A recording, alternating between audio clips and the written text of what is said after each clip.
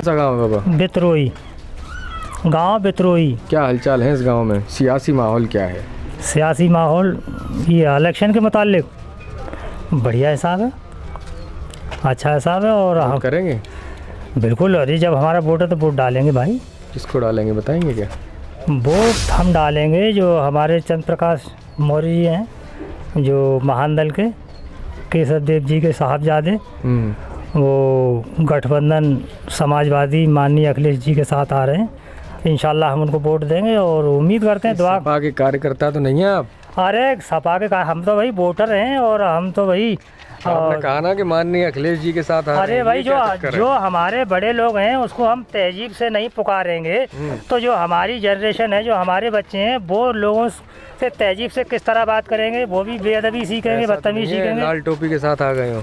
अरे भाई मेरे सर पे आपको जिंदा सफ़ेद टोपी दिख रही है, मैं लाल टोपी के साथ, मैं तो भाई वोटर हूँ और जो मेरी नज़र में बेहतर लगेगा उसको वोट दूंगा। जब मेरे अच्छा, बिरादरी बात आपको नहीं लगता कि मैं शाख के हूँ तो मेरा कैंडिडेट भी शाख के ही होगा? ऐसा तो नहीं, अगर भाजपा से कोई शाख के आएगा फिर आप क्या करेंगे? नहीं, हमें तो महानदल को देना, क्योंकि महानदल ने गांव-गांव जाकर के अपने सभी लोगों को जागृत किया है और पार्टी के बारे में बताया है। और जब तक अपना कोई घर स्थायी नहीं होता है तब तक जो सम्मान और कितना स्थायी घर चाहिए आपको? केशव प्रसाद मौर्य डिप्टी सीएम है उत्तर प्रदेश की सरकार में, योगी जी के बाद अगर कोई कद्दावर है तो वही हैं। अब कितने घर आपको चाहिए और कितनी ताकतवर चाहिए जो आप? नहीं सर, वो तो किसी दूसरे के अंडर में काम करते हैं, वो स्वतंत्र नहीं हैं। केशव प्रसाद के नाम पर इस उत्तर प्रदेश में मौर्य समाज ने कि उनको सीएम बनाया जाएगा, मुख्यमंत्री बनाया जाएगा, तो उसके बहाने सभी साके समाज ने वोट दे दिया। और जब मुख्यमंत्री बनने का समय आया तो कि योगी आदित्यनाथ को मुख्यमंत्री बना दिया। तो ये हमारे समाज के साथ छल किया और वो अपना स्वतंत्र निर्णय नहीं ले पाते हैं, दूसरे के अंडर में काम करते हैं। अच्छा, आपको नहीं लगता प्रदेश का चुनाव, अब विकास और ये सब चीज़ें और दावे वायदे ख़त्म हो गए, आप केवल जातिगत आधार पर ही वोट डालने के लिए तैयार हैं? नहीं, जातिगत आधार पर वोट नहीं डालने को तैयार हैं। हम तो ये देखते हैं इस सरकार में कोई विकास नहीं। वोट डाल चुके हैं, पहली बार डालेंगे? पहली बार डालेंगे। पहली बार डालेंगे। अब आपकी राय इसलिए महत्वपूर्ण है क्योंकि जो आप नज़रिया अपनाएंगे वोटिंग से पहले वो आगे का ट्रेंड सेट करेगा उत्तर प्रदेश के लिए। आपकी राय क्या है? हमारी राय ये है कि हम वोट उसी को देंगे जो विकास करेगा। और इस सरकार में जो पढ़ाई वगैरह पे बहुत ज़्यादा लॉस हुआ है और युवाओं के लिए नौकरी वगैरह जो बहुत डिफरेंस हुआ है, जो नौकरियां निकलती हैं उनकी वैकेंसी ख़त्म कर देते हैं। और जो कई होता है कि वैकेंसी ख़त्म कर देते हैं और कई बार ऐसा होता है कि नौकरियां आई।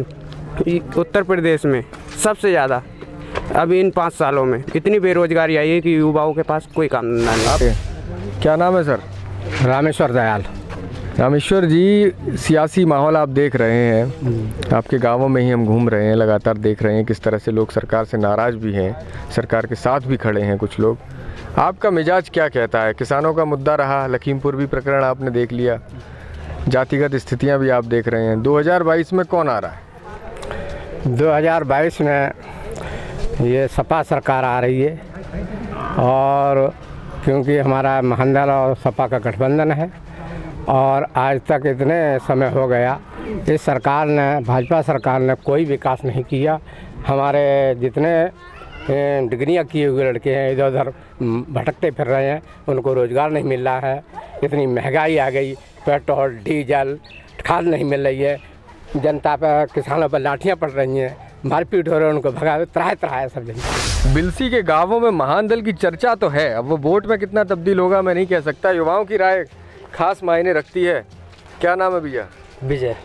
विजय भाई, आपके गांव की स्थितियां देख ली, 3 लोगों से मिल लिए, महान दल की बात करते हैं।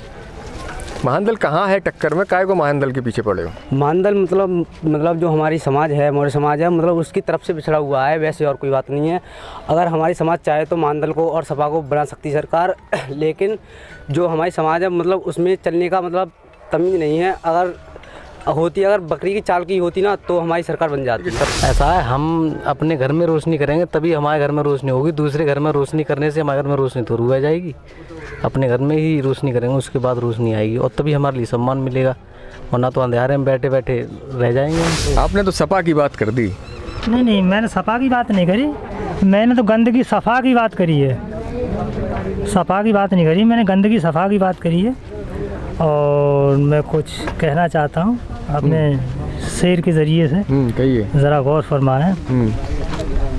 तो बात इस तरह है, डसना था काम उसका, डसना ज़रूर था, डसना था काम उसका, डसना ज़रूर था, डसना था काम उसका, डसना ज़रूर था, और पाला था आस्तीन में मेरा कसूर था, पाला था आस्तीन में मेरा कसूर था लाठी उसके हाथ में और मेरी भैंस थी लाठी उसके हाथ में और मेरी भैंस थी लाठी उसके हाथ में और मेरी भैंस थी, वो अपनी कह रहा था उसको गुरूर था। धोखा हुआ भाई, क्या करें, धोखा हुआ। धोखा खाया तो आपने। वोट किसने डाला था? नहीं, मैं उसे हरगिज़ वोट नहीं डाल सकता। किसे? नाम ले दूं क्या? अब उसे तो किसे? अरे नाम बस आपने मेरे शेर के ज़रिए से जो बात समझ ली, समझ लो कि मैं उसको वोट नहीं डाल सकता, कभी ज़िंदगी में वोट नहीं डालूंगा, मर जाऊंगा ज़िंदगी में। तब ये सियासत में आप नेताओं की बाजीगरी तो देखते हैं, अब वोटर्स की बाजीगरी भी देखिए कि शब्दों में कह दिया कि किसे वोट नहीं डालेंगे, लेकिन बताएंगे नहीं ज़बान से। ये ठीक है, ये बाजीगरी सीखनी चाहिए, क्योंकि नेता जब आपको उल्लू बना सकते हैं तो वोटर में भी वो दम है कि वो नेता को भी घुमा तो सकते ही हैं।